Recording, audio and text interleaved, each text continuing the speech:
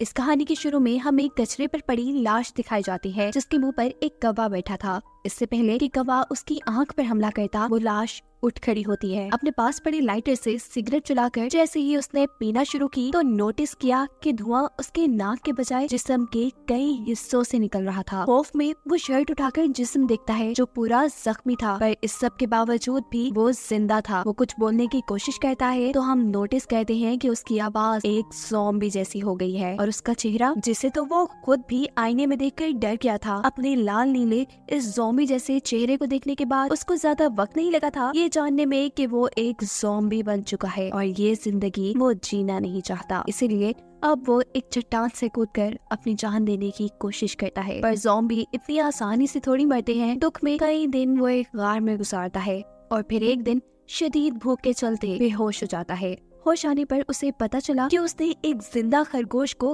कच्चा चबा खाया था और इस चीज से उसे खुद से घिन आने लगी थी। वो समझ नहीं पा रहा था कि आखिर वो एक ज़ॉम्बी बना कैसे। उसे ये सवाल बहुत तंग कर रहा था और ये जानने के लिए उसे अपने पास्ट का पता चलाना था। और ये काम तो इंसानी दुनिया में जाकर ही हो सकता था। वो टेढ़ा मेढ़ा ज़ॉम्बी की तरह चलते हुए जंगल से बाहर एक टाउन में आता है जहाँ जमीन पर उसे एक लड़की की हुडी मिलती है जिसे अब वो पहन चुका था।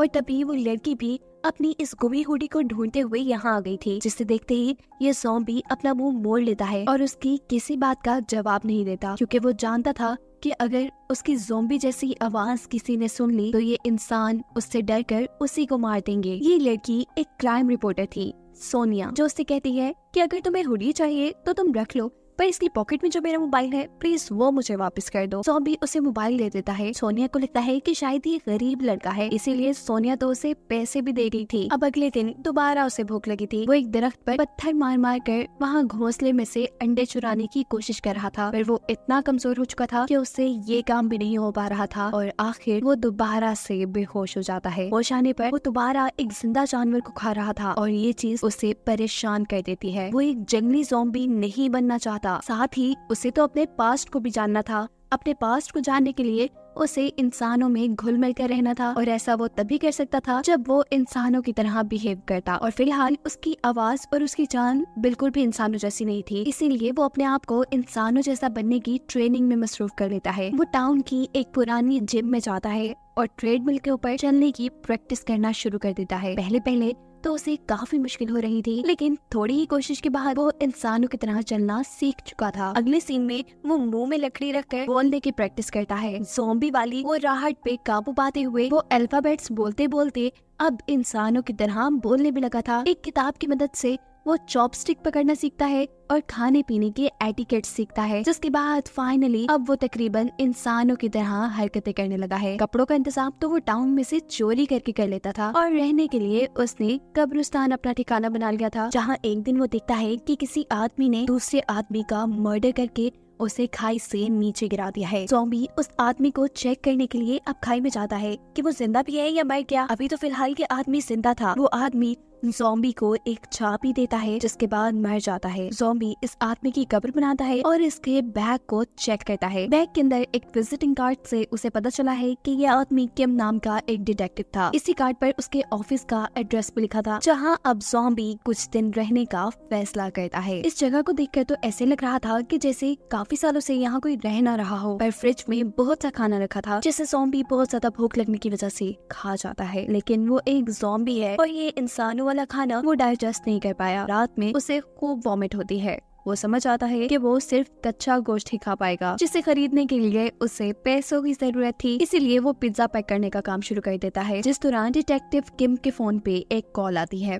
उसे एक कुत्ते को ढूंढने का मिशन मिल रहा था। ज़ॉम्बी ऐसे किसी मसले में नहीं पड़ना चाहता था, लेकिन फिर सोचता है कि अगर डिटेक्टिव किम की जगह काम करूं तो मैं काफी लोगों से मिल लूंगा और ऐसे मुझे अपना पास जाने में भी आसानी होगी। ये फैसला करते हुए अब वो बाहर जाने की तैयारी शुरू कर देता है। सबसे पहले उसे अपना ज़ॉम्बी वाला मुंह छुपाना था। इसके लिए वो मेकअप यूज करता है, डिटेक्टिव किम के कपड़े पहन लेता है और जब मिशन पे जाता है तो उसे पता चला है कि जिस कुत्ते को उसने ढूंढना है उसका मालिक एक छोटा सा लड़का है जो उसे अपने काम के बदले सिर्फ फूटी कोड़ी दे रहा था। गुस्से में आकर ज़ॉम्बी इस बच्चे को डांटता है और इतने में ही पीछे से उसकी आंटी आ जाती है, जो और कोई नहीं बल्कि सोनिया ही है, जिसको देखते ही ज़ॉम्बी यहाँ से भागता है और सोनिया किसी का हेलमेट पकड़कर दूर से ही उसके सर पे मार देती है, जिससे बेचारा ज़ॉम्बी बेहोश हो चुका था। सोनिया जल्दी से उसके पास आकर उसकी हार्ट बीट चेक करती है, जो कि नहीं चल रही थी। इसका मतलब कि वो मर गया। यही सोचते हुए सोनिया एम्बुलेंस को कॉल कर लेती है, पर चंद ही मिनट बाद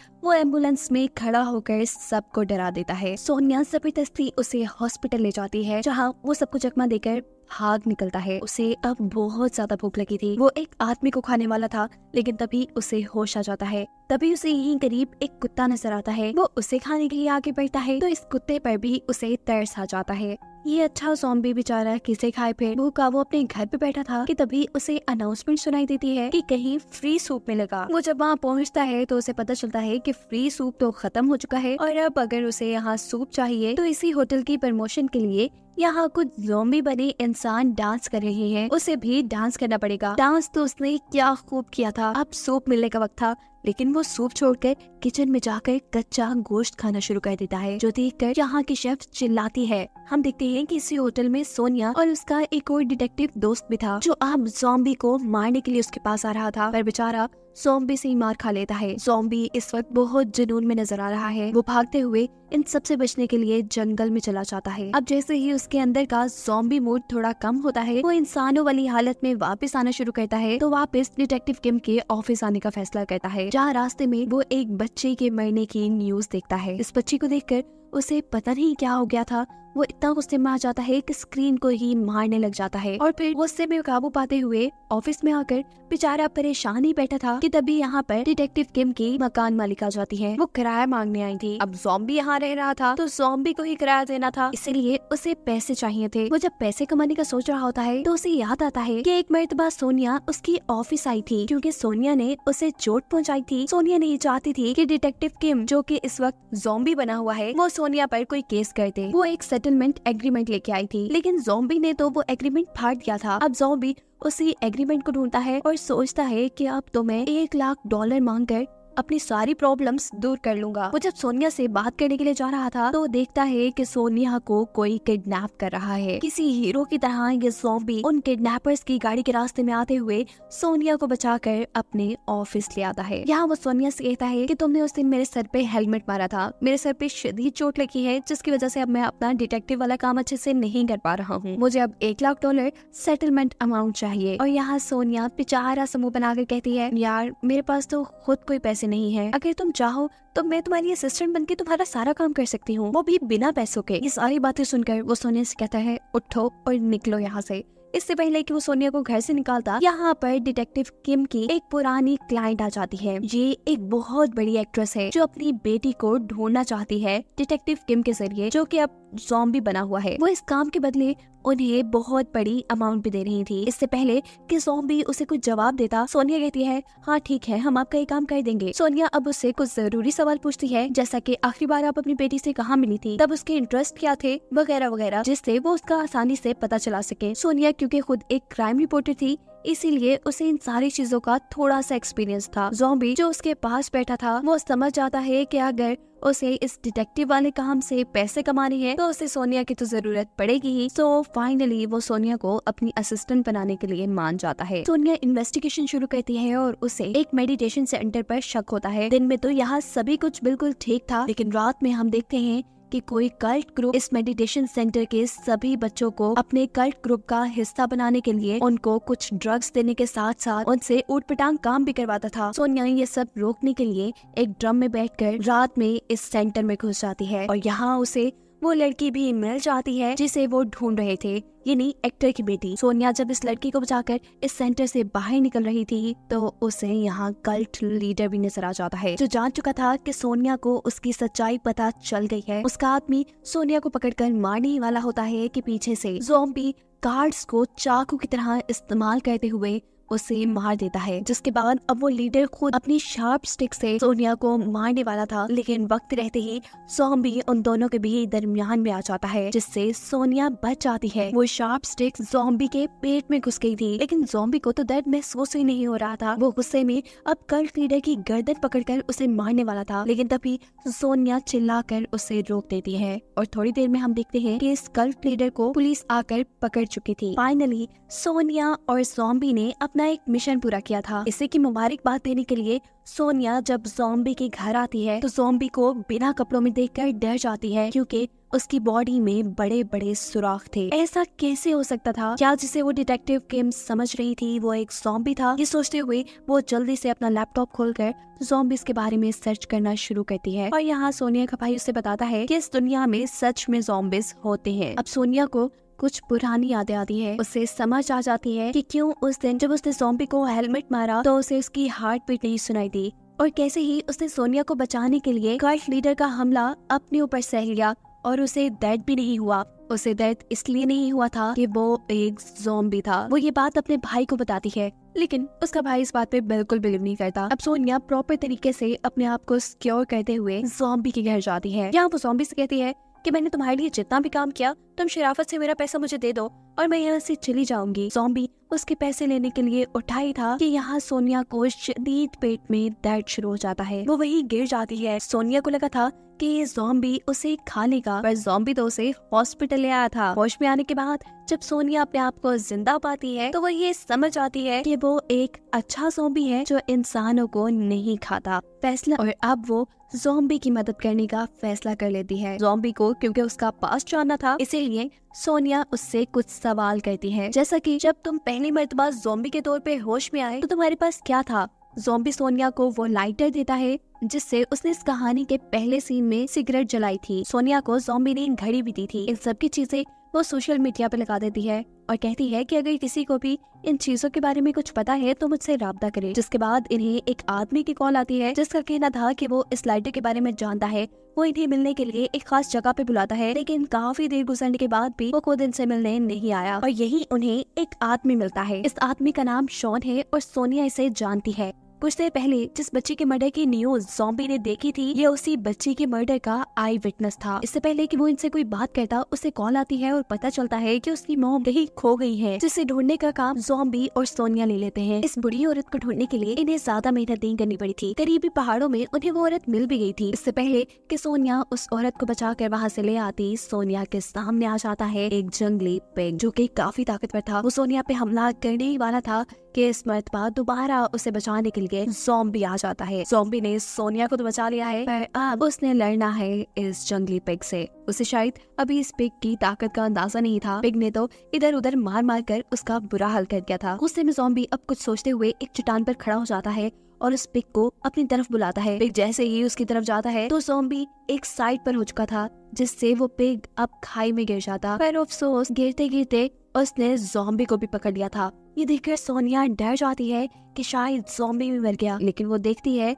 कि कुछ ही देर में ज़ॉम्बी उस पिग को एक डंडे से बांधकर ऊपर लेके आ रहा था। खैर अभी दोनों उस बुढ़ी औरत को लेकर शॉन के पास आ जाते हैं। शॉन अपनी माँ को ढूंढने के लिए उनका शुक्रिया अदा करता है और यहाँ शॉन की मॉम शॉन के बजाय ज़ॉम्बी को अपना बेटा समझकर उसको गले लगाकर रोने लग जाती है, जिसको देखकर ज़ॉम्बी को एहसास होता है कि शायद उसकी भी माँ होगी जो उसका ऐसे ही इंतजार कर रही होगी। कुछ टाइम बाद ज़ॉम्बी सोनिया को बताता है कि उसे मरने वाले बच्ची के वियंस आते हैं, जहाँ उसके हाथ में एक डॉल भी है। सोनिया को लग रहा था कि ज़ॉम्बी और उस बच्ची का कोई लिंक हो सकता है, लेकिन ज़ॉम्बी कह रहा है कि वो वियन में बच्ची के पास एक डॉल देखता है। उस बच्ची की मरने का सारा केस तो सोनिया और उसके एक दोस्त डिटेक्टिव ने कवर किया था, पर उन्हें उस केस में कोई डॉल नहीं मिली। रात होने पर ज़ॉम्बी सोनिया को एक पिक्चर सेंड करता है जिस पे मरने वाली बच्ची के पास सेम वही डॉल थी जो ज़ॉम्बी के वियन में आया करती थी। ये करने के बाद वो जब डिटेक्टिव किम वाले अपने ऑफिस में जाता है तो देखता है कि वहाँ सब कुछ बिखरा हुआ था, लेकिन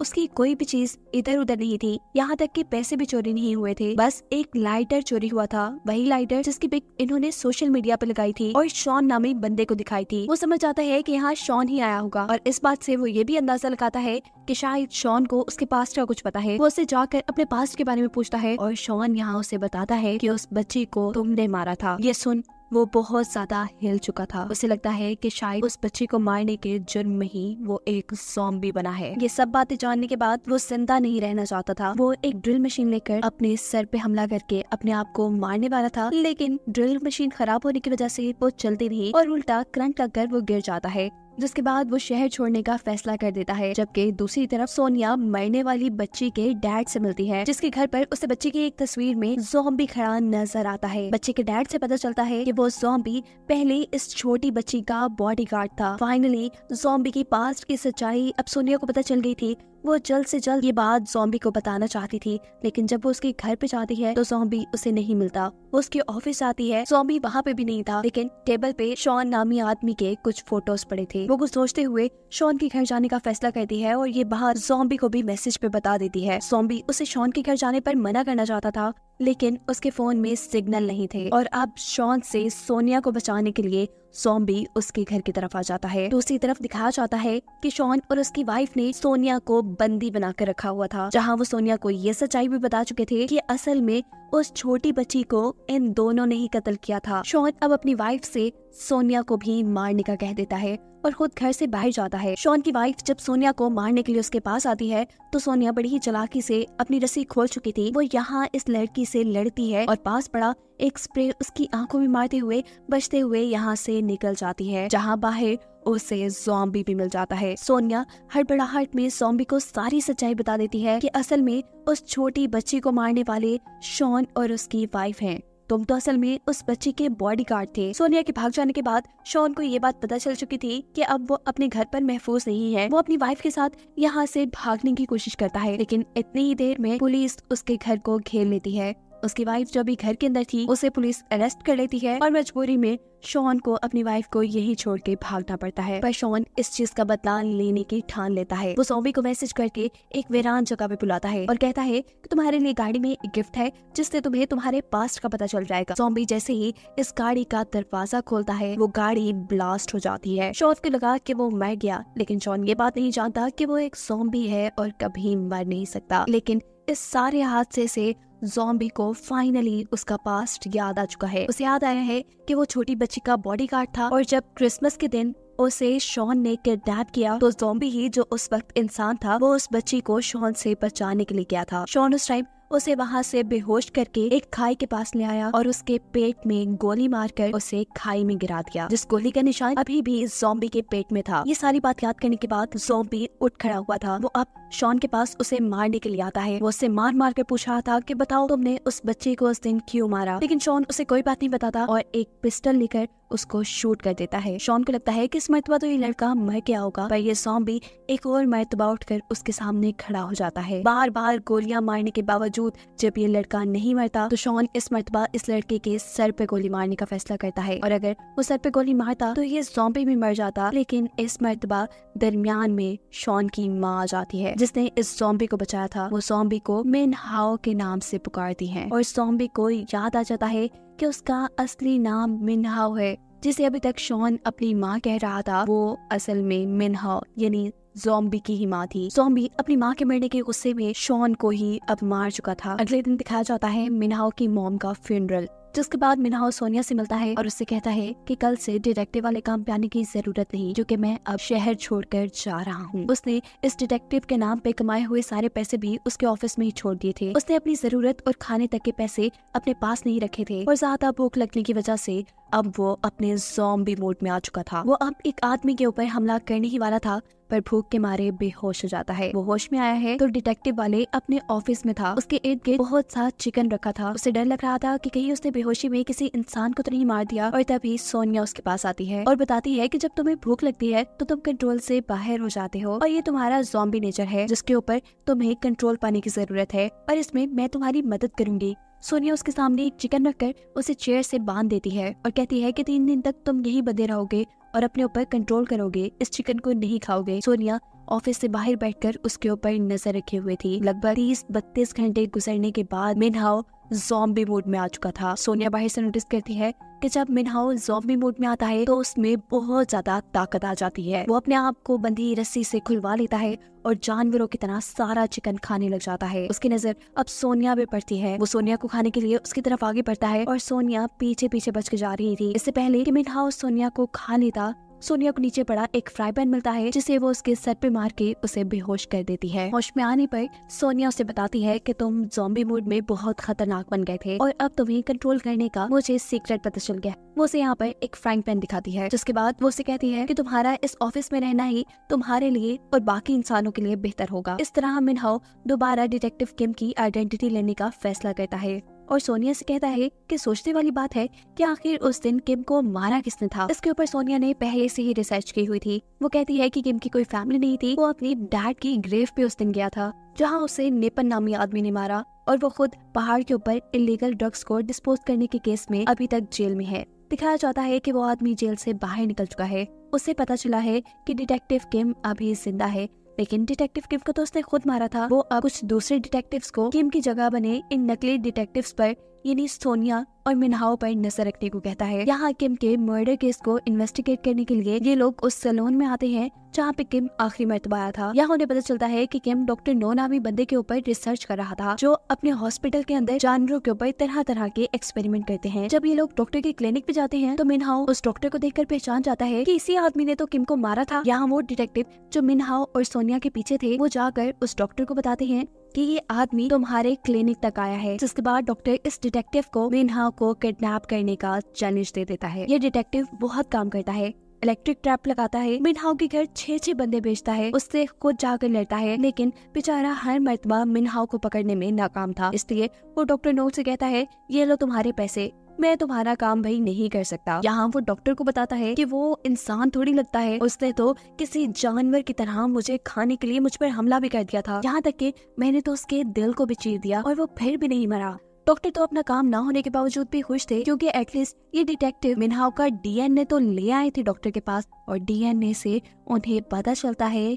कि मिनहाओ एक ज़ॉम्बी है। जिसके बाद डॉक्टर खुद एक मास्क पहनकर मिनहाओ के ऑफिस जाता है। वहाँ एक केमिकल गिराते हुए मिनहाओ को बेहोश करके वो उसे उठाकर अपनी लैब में ले आता है। वो उसकी वेन्स में से ब्लड निकालकर अब कुछ एक्सपेरिमेंट शुरू कर चुका था। मिनहाओ पूछता है कि तुम ये इतने खतरनाक एक्सपेरिमेंट क्यों करते हो, जिस पर डॉक्टर जवाब देते हैं कि मैं अपनी वाइफ से बहुत प्यार करता था, लेकिन फिर वो मर गई, पर मैं उसके बगैर ये जिंदगी नहीं गुजार सकता था, इसलिए मैंने बहुत से एक्सपेरिमेंट करने के बाद एक ऐसी दवाई बनाई जिससे वो जिंदा हो गई, लेकिन नॉर्मल इंसान बनकर नहीं, एक ज़ॉम्बी बनकर। मैंने फिर दोबारा एक्सपेरिमेंट शुरू किए ताकि मैं अपनी वाइफ को ज़ॉम्बी से दोबारा इंसान बना सकूं और मेरे इन एक्सपेरिमेंट्स का पता चल गया डिटेक्टिव किम को। डिटेक्टिव किम को उस आदमी के बारे में भी पता चल गया था जिससे मैं अपनी ये इलीगल दवाइयाँ डिस्पोज करवाता था। इसी मजबूरी में मुझे उसे मारना पड़ा। डॉक्टर ये बात नहीं जानते थे कि जहाँ उन्होंने अपनी मेडिसिन डिस्पोज करवाई थी वही मिनहाओ की लाश भी थी और उन्हीं की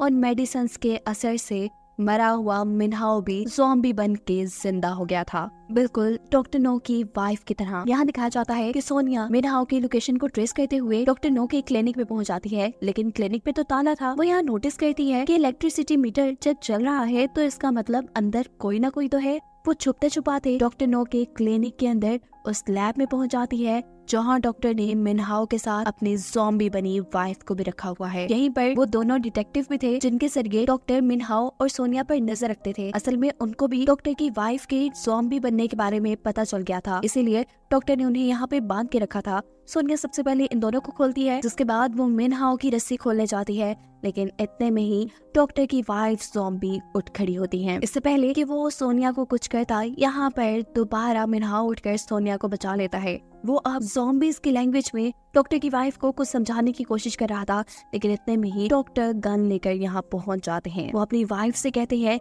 इन सबको खाने के लिए और वो ज़ॉम्बी अब दूसरे डिटेक्टिव्स के ऊपर हमला कर लेती है। जहाँ मिनहाओ डॉक्टर से गन छीनने की कोशिश करता है और इस सारे चक्कर में मिनहाओ से गन चल जाती है। गोली लगती है डॉक्टर की वाइफ ज़ॉम्बी को, वो भी सर में, जिससे वो वहीं मर गई थी। ये देखकर डॉक्टर एक और मर्तबा दुखी होकर अपनी वाइफ के पास बैठे हुए थे और मौका पाते ही सोनिया पुलिस को कॉल कर चुकी थी। पुलिस डॉक्टर को यहाँ से पकड़ कर ले जाती है और फाइनली इन्हें लगता है कि डिटेक्टिव किम का मर्डर केस इन्होंने सॉल्व कर लिया है, पर अभी लोग आने वाली बड़ी मुश्किल के बारे में नहीं जानते। डॉक्टर नो जिस पुलिस कार में थे उस कार का एक्सीडेंट हो चुका था। डॉक्टर नो ने अपनी ही बनाई ज़ॉम्बी वाली दवाई पी हुई थी, जिसकी वजह से वो मरने के बाद अब ज़ॉम्बी बन के जिंदा हुए थे। ये बात जैसे ही इनको पता चलती है तो ये लोग डॉक्टर नो को पकड़ने के लिए एक ट्रैप सेट करते हैं उनकी मरी हुई वाइफ को मुर्दा घर से चुरा लेते हैं। लेकिन डॉक्टर नो इनकी सोच से कई ज्यादा तेज थे। वो अपनी वाइफ के पीछे जाने के बजाय सीधा मिनहाओ के घर आए थे,